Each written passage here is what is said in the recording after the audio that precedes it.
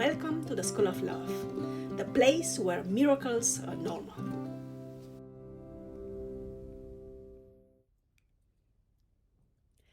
Hello, and welcome to the School of Love, the place where we learn practical tools based on scientific research towards improving ourselves, living life to its fullest, and contributing to the best of our abilities to the world around us. I am Dr. Maria Grajdian, and I'm a professor of media studies and anthropology at Hiroshima University. In my free time, I am doing my best to guide you in building up a life of contentment, joy, and fulfillment while applying lessons learned in school to overcome the difficulties, challenges, and insecurities of the real world. In today's video, I talk about friendship and my views on friendship, my thoughts on friendship, as well as about why it is as important as family, one's family of origin, as psychologists refer to the family environment in which we are born and hopefully also have been taken care of, as well as the family or families people build throughout their lives and work. I deliver 5 principles which circumscribe late modern imaginings of friendship, which challenge prevailing ideologies and propaganda ideals promoted by mainstream media and political discourses, which hopefully these ideas will hopefully by the end of this video come together to serve as an orientation post for your life from now on. But first, let's start with 2 important disclaimers. The first disclaimer serves to strongly emphasize the fact that this YouTube channel, The School of Love, is not part of my educational and research activities at Hiroshima University. It is nonetheless part of my privilege, joy, and sense of duty to propagate and implement knowledge, information, as well as motivation and inspiration outside the limited framework of academic endeavors. Together, we can make the world a better place for as many of us as possible. The second disclaimer relates to the fact that I am a trained musician and musicologist, not a psychologist, therapist, or counselor. The ideas I am sharing in my videos reflect my deep-going preoccupation with life, my own life and other people's lives, and express the results of my experiences, research, and, for better or for worse, my failures, as well as my recovery from those failures, recovery which is continuously ongoing. The ideas expressed in the videos on this YouTube channel named The School of Love cannot and may not and must not replace the consultation with specialists in whichever areas of your life you might have questions or you might struggle with. If you are new to the channel at this moment, I would like to ask you to please consider subscribing, sharing, liking, commenting. Thank you very, very much. This helps us not only with that mysterious algorithm which seems to dominate the YouTube galaxy, but also with contributing to the expansion of the community of humans doing their best to impact positively the world and those around them by discovering their authentic selves and living life wholeheartedly. Thanks again. And now back to the topic of the video, which is friendship. So the first thing I would like to share with you is my insight, which I have gained recently, that friendships become the more important connection we forge throughout our lives the older we become. And this is connected with the fact that when we're small, our family of origin is our entire universe, and the older we get, the more we disconnect from our family of origins. Not really disconnect, not in a sense of cutting them off, although there are people, increasingly more and more people, who choose this solution to dysfunctional patterns and interhuman interactions. But the older we get, the more we are looking for authentic selves, and I'm talking about lifespans which apparently will go way over 70, 80, 90 or so, even 100 years. And when one lives such long decades, already in mid-40s as I am now, one learns that, love comes and goes. Children are born, grow up, and move away, forging their own destinies. um, marriages are marriages come and go, workplaces come and go, um, colleagues come and go, but what stays is our ability to start friendships, to nurture them, and then to develop them into something greater than ourselves. So friendships are not, and this connects to number two now. So mostly we have circumstantial friends whom we encounter at school, at university, at workplace, and who tend to fade away once the circumstances change. I cannot tell you how many friends I used to have because we were working together, and then we developed some sort of, a cordial relationship which transcended the work interaction. The thing is, almost all those interactions, all those friendships actually disappeared. I have to think very strongly about such a circumstantial friendship which has not disappeared after the circumstance itself was gone. A little bit different is with so I have two very old friends. One is from kindergarten and one is from primary school. But even those friendships, there are somehow sort, well, they're there, but they're not so intensive. So I wouldn't describe them nowadays as friends, rather as acquaintances. But the older we get, the more we start to look for people who are sort of closer to our soul. So for people with whom we can share who we truly are.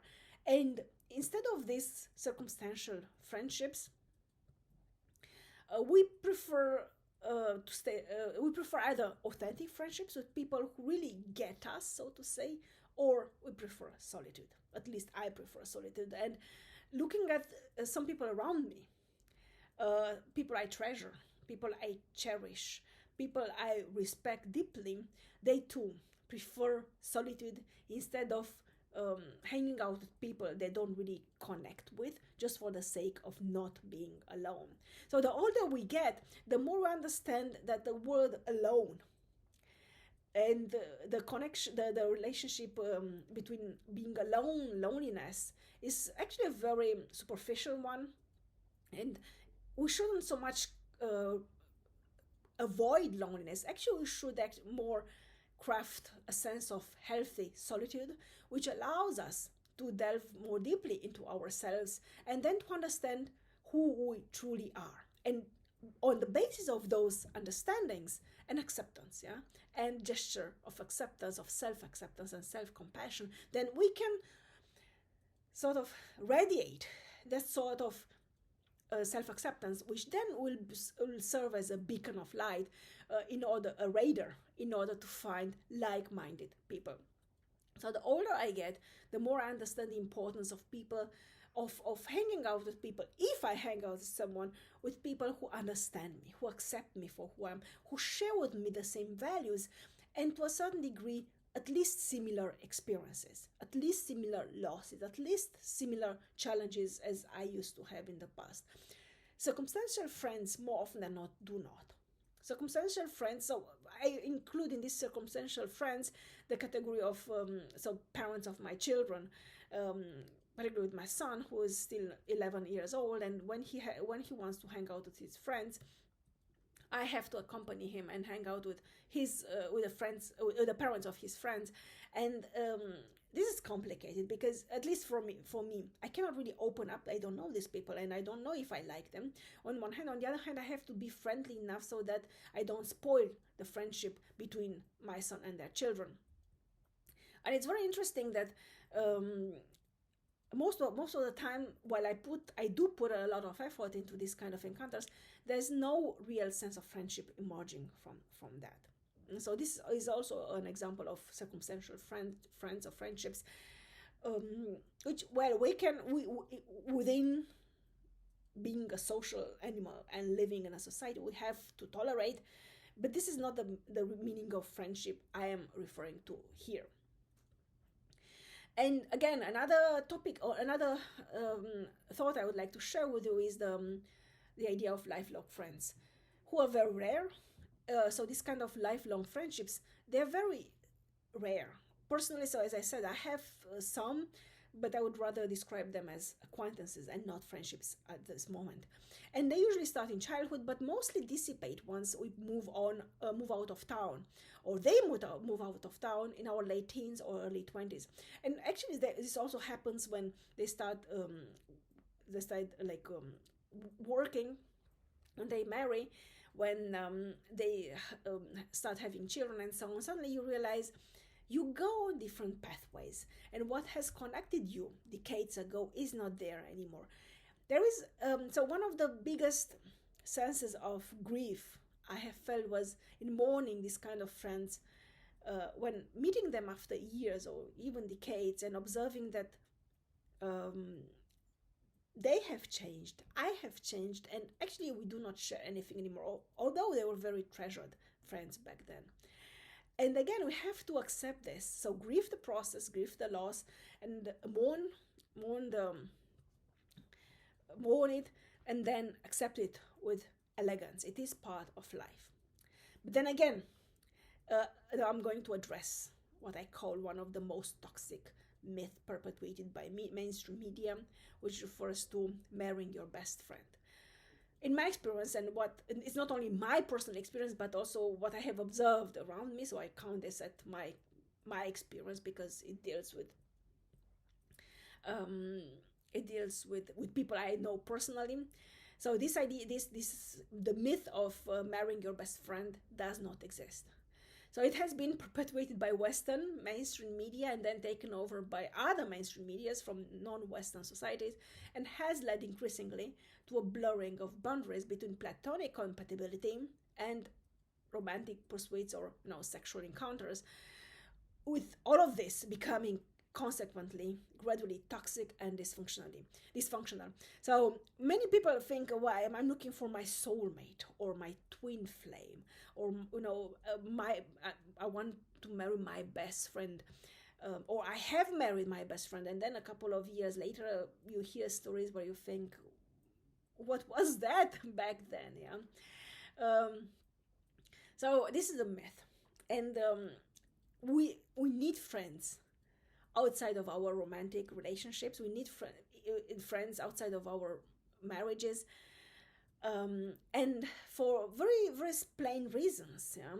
If you put all your eggs in one basket, so to say, so if you concentrate all your mental and emotional energy on one person, privately, so outside of workplace. It's even worse when you actually work with your spouse. You have, let's say, a business together, you work with your spouse, and that person is also your only friend, and then of course it is the best friend because it's the only one you have. This cannot go this cannot go well, at least not long term.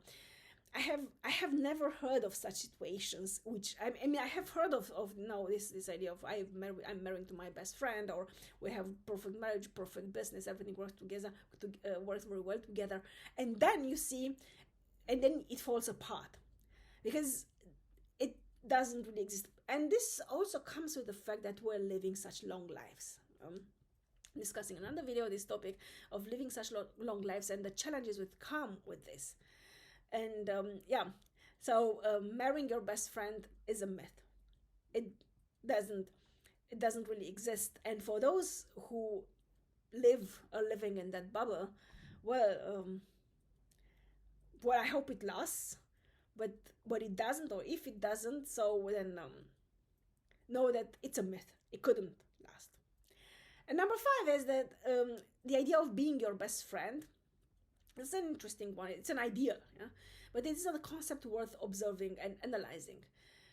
And why? Because most of us, we don't really like ourselves. I mean, I've been doing a lot of work on myself, and I think I'm at a point where actually I like myself without turning self-centered or narcissistic. Um, so although most of us, we do not really like ourselves, so we want others to like us, and therefore behave in a needy, clingy manner, which repels those very persons we would like to share our lives with. And so you see, it turns into a self-fulfilling prophecy and a vicious circle, which doesn't lead anywhere good. I believe that liking myself is a lifelong journey during which I discover continuously both positive and negative aspects of myself and learn either to change or to accept them, in peace, respect, compassion, gratitude, and love. So Eckhart Tolle writes in one of his books that when you don't like something, or you either change it, accept it, or live it. And so, when in relation to ourselves, if we don't like ourselves, we do not have the option of living. I mean, that would be suicidal. So I would say that's nonsense. Yeah. So that we don't have the option of leaving ourselves. So the only two options available are actually to change ourselves or to accept ourselves. And I would say actually should be a combination of both. There are things we really have to change about ourselves. For instance, toxic patterns, toxic behaviors we learned out of necessity, mostly in childhood, and which are actually turning increasingly toxic when we grow up. So these ones we have to change by means of insight and work on ourselves. The other one, but there are smaller things which make us who we are, and those we must learn to accept with elegance and grace. I'm a staunch proponent of accepting oneself. This is not about toxic self-centeredness and saying my way or the highway, or I am the way I am, you like me or you live me. It's not about this. It's about not beating yourself up for being who you are, and instead accepting yourself for who you are, and then look at the things which you can change and you must change without losing yourself in the process. And again, this was supposed to be a video about friendship, but we cannot talk about, or I cannot talk about friendship and how to build up good friendships without talking about being a good friend to yourself. You cannot be your best, like maybe you can become your best friend, but more than that is learn to treat yourself the way you would like your friends or potential friends to treat you, and in a way you treat actually people you like and care for. So that would be from me for today. Thank you very much for joining me, and I'm looking forward to welcoming you back here again very soon. Love and peace to you all.